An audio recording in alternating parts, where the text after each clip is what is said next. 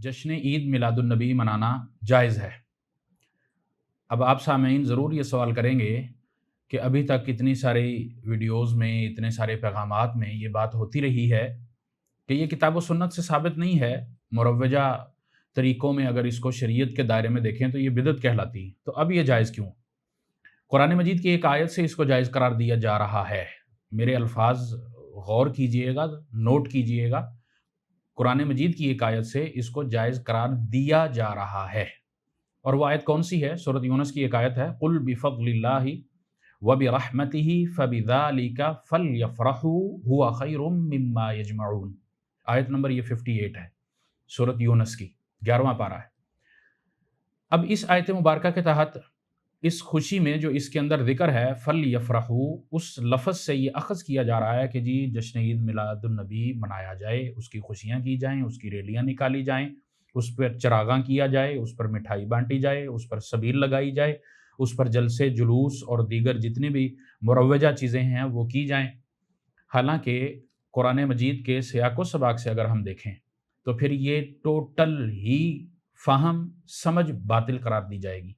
उसकी वजह ये है, कुरान मजीद अल्लाह रब्बुल आलमीन का कलाम है। अल्लाह रब्बुल आलमीन ने बदरिया वही मुहम्मदुर रसूलुल्लाह सल्लल्लाहु अलैहि वसल्लम पर इसको नाज़िल किया है और बतदरीज नाज़िल किया है, ये हम सब बखूबी जानते हैं। अल्लाह रब्बुल आलमीन ने यहाँ फ़ल्यफ़रहू से क्या मुराद लिया है, इसके बारे में मुहम्मद रसूलुल्लाह सल्लल्लाहु अलैहि वसल्लम बतलाएँगे, सहाबा बतलाएँगे। उन्होंने आप सल्लल्लाहु अलैहि वसल्लम से सीखा है, इसलिए वो बतलाएँगे।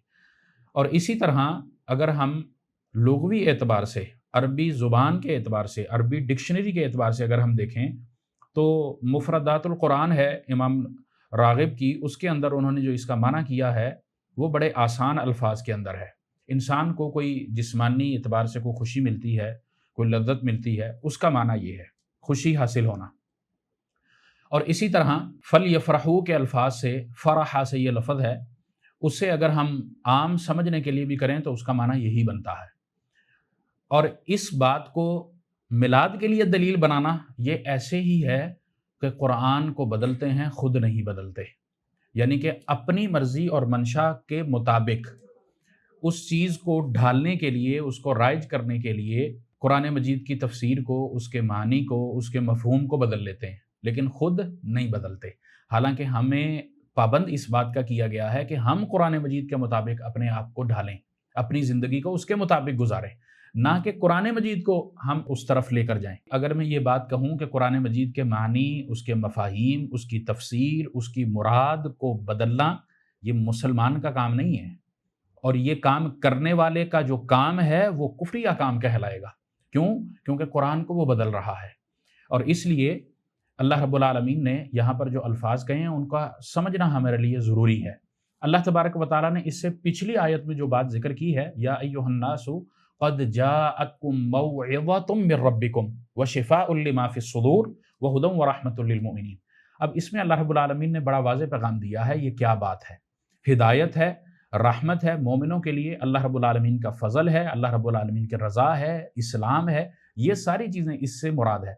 और कुरान मजीद जिसके मुतालिक हम आम अल्फाज में तो कहते हैं जी कुरान मजीद शिफ़ाउन लिमा फ़िस्सुदूर है, लेकिन यहाँ पर आकर हमने अपनी मर्ज़ी का मतलब क्यों निकाल लिया है? कुरान मजीद शिफ़ाउन लिमा फ़िस्सुदूर किस तरह है कि इसको पढ़ के दम किया जाए, या इसको कब्रों पर बैठकर पढ़ा जाए, या मुर्दे के लिए पढ़ा जाए? ये इसके लिए नहीं, बल्कि इसको पढ़कर इस पर अमल करेगा तो फिर वो शिफ़ाउन लिमा फ़िस्सुदूर है। यकीनन कुरान मजीद बदनी एतबार से, ज़ाहिरी बदन के एतबार से भी और अंदरूनी एतबार से भी, दोनों तरह से ये मुसलमान के लिए शिफा है, हिदायत है, नूर है, अल्लाह रब्बुल आलमीन का कलाम है, उसकी किताब है। और अगर हम इस आयत मुबारका को समझकर अगली आयत को समझें तो फिर हमें ये बात बिल्कुल वाज़ेह हो जाती है कि अल्लाह रब्बुल आलमीन ने यहाँ कहा क्या है। दूसरी बात, अगर हम फ़ल्यफ़रहू के लफ़्ज़ पर माना भी देखें या उस पर गौर भी करें तो इसका माना है खुश होना। इसका माना ये नहीं कि खुशी मनाना, ये दोनों अलग-अलग चीज़ें हैं। खुश होना, इंसान को कोई बात पता चलती है वो उस पे खुश हो जाता है। भूख लगी है, खाना खाता है, वो खुश हो जाता है। खुशी मनाना अलग चीज़ है। खुश होना और खुशी मनाना, इन दोनों में फ़र्क है और ज़मीन आसमान का फ़र्क है। इसलिए ये बात बिल्कुल दलील नहीं बन सकती। इस बात को हमें पल्ले बाँध लेना चाहिए। और दूसरी बात ये, इसी माने के एतबार से कि अगर हम अल्लाह रब्बुल आलमीन के इस कलाम को देखें, अल्लाह रब्बुल आलमीन के इस फरमान को देखें, تو ہمیں کہیں سے بھی یہ چیز نہیں ملتی، اور اگر ہمیں ملتی ہے تو کیا نعوذ باللہ ثم نعوذ باللہ محمد رسول اللہ صلی اللہ علیہ وسلم کو نہیں ملی، آپ کے صحابہ کو نہیں ملی، تابعین کو نہیں ملی، خلفاء کو نہیں ملی، اور دیگر جتنے صحابہ کرام نبی صلی اللہ علیہ وسلم پر جان نچھاور کرنے والے تھے ان کو نہیں ملی؟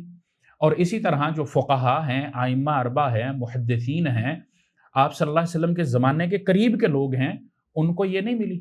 انہوں نے کیوں نہیں اس طرح خوشی منائی جس طرح آج ہمارے ہاں منائی جاتی ہے؟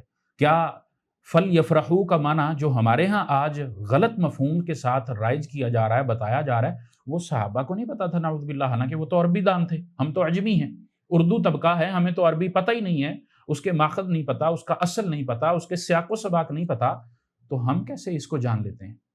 ہمیں یہاں رک کر سوچنا چاہیے۔ یہ لمحہ فکریہ ہے کہ ہم اللہ رب العالمین کے کلام کو بدلنے کی جسارت کرتے ہیں صرف اس لیے کہ ہمارا مقصد پورا ہو، ہمارا مفہوم ہو، ہم جو چاہتے ہیں وہ ہم کر سکیں، اپنی مرضی کے مطابق ہم معاملات کر سکیں۔ اور بڑی معذرت کے ساتھ اس بات کو ہمیں بخوبی سمجھنا چاہیے کہ یہ صرف پیٹ کا مسئلہ ہے، کھانے پینے کا مسئلہ ہے۔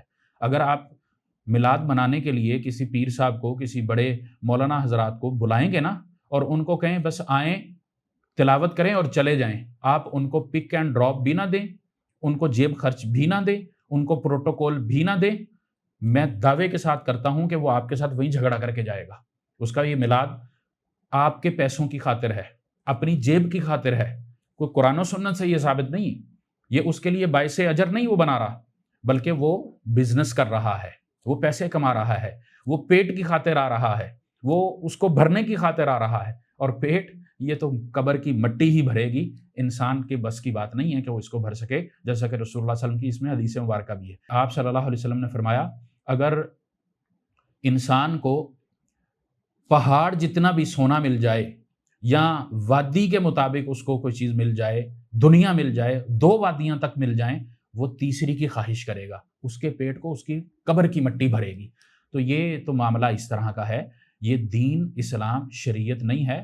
اور میں نے جو ایک نقطہ اٹھایا ہے کہ اگر محمد الرسول اللہ صلی اللہ علیہ وسلم نے نہیں منایا، حالانکہ آپ پر یہ وحی اتری ہے، فل یفرحو کا حکم اللہ نے اس میں جو دیا ہے، اس میں جو اللہ رب العالمین نے اپنے کلام میں جو بات کی ہے، محمد رسول اللہ سب سے پہلے سمجھنے والے تھے۔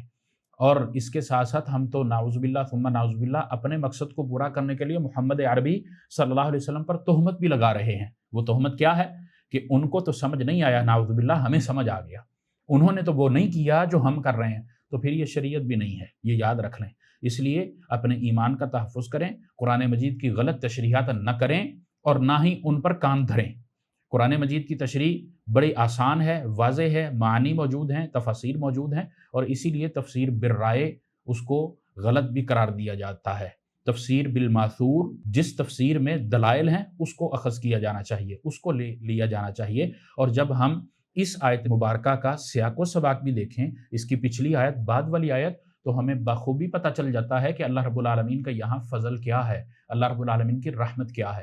اسی طرح اس آیت مبارکہ کے اندر ایک اور چیز بھی ہے، وہ چیز یہ ہے کہ انسان کو اس خوشی کے بارے میں بتایا جا رہا ہے جو اس کی ابدی ہے، ہمیشہ رہنے والی ہے۔ دنیا میں اعمال کرے گا، آخرت یہاں سے مراد ہے۔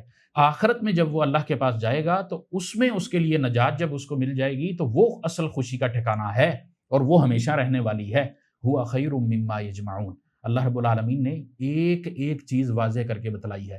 ہم اگر صرف اتنے الفاظ کے ساتھ یہ بات کر لیں کہ اللہ نے اس یہاں کہا ہے کہ اللہ کا فضل ہے اور محمد صلی اللہ علیہ وسلم کی ذات ہے، آپ کا میلاد ہے، تو پھر ایک اہم ترین نقطہ یہاں پر بھی میں آپ کو یہ بات بتانا چاہوں گا کہ خوشی ایک دن کی نہیں ہوتی، چند لمحوں کی نہیں ہے۔ فل یفرحو کا معنی میں نے واضح کیا کہ خوشی منانا اور خوش ہونا دونوں الگ الگ ہیں۔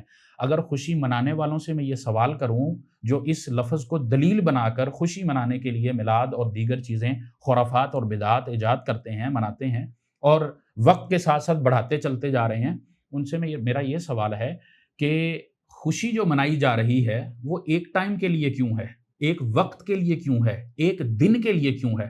اگر فل یفرحو کا ہم نے معنی لینا ہی ہے تو پھر وہ تو ہمیشہ ہونا چاہیے، اس کے اندر ہمیشگی ہے۔ انسان بالغ ہوا ہے، مسلمان ہے، اس کو خوشی ہونی چاہیے کہ محمد رسول اللہ صلی اللہ علیہ وسلم کی بعثت ہوئی، میں ان کا امتی ہوں، میں ان کی تعلیمات کے مطابق اپنی زندگی کو گزاروں۔ تو پھر تو یہ ہمیشہ والی ہونی چاہیے، روز ہونی چاہیے، صبح و شام ہونی چاہیے، دن رات ہونی چاہیے، اٹھتے بیٹھتے سوتے جاگتے ہونی چاہیے۔ یہ تو پھر ایک دن کی نہیں ہے، اس میں پھر ہم 12 ربیع الاول کو متعین کیوں کرتے ہیں حالانکہ 12 ربیع الاول وفات ہے؟ تو اس لیے یہ دعوت فکر ہے اور سوچنے کا مرحلہ ہے، اور سوچنا بھی تھوڑا نہیں، پورا سوچنا ہے۔ کیوں؟ کیونکہ اس کا انحصار ہمارے اعمال پر ہے۔ اگر ہم ٹھہر کر سوچ لیں گے اپنے اعمال کی حفاظت کر لیں گے، ورنہ ہم قرآن مجید کے غلط معنی کر کے، غلط تشریح کر کے اپنی دنیا اور آخرت دونوں کو تباہ و برباد کر لیں گے۔ اللہ رب العالمین ہمیں صحیح سمجھ کے ساتھ عمل کی توفیق عطا فرمائے۔ وصلی اللہ وسلم علی نبینا محمد۔